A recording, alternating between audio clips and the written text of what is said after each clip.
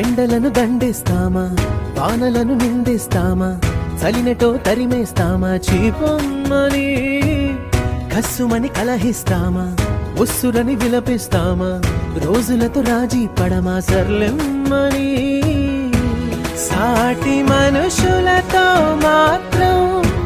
సాగనని ఎందుకు పంతం, పూటకొక పేచి పడుతూ ఏం సాధిస్తామంటే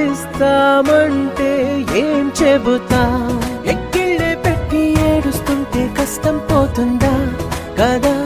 మరెందుకు గోలా,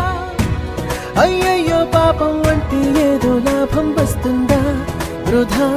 ప్రయాస పడాలా.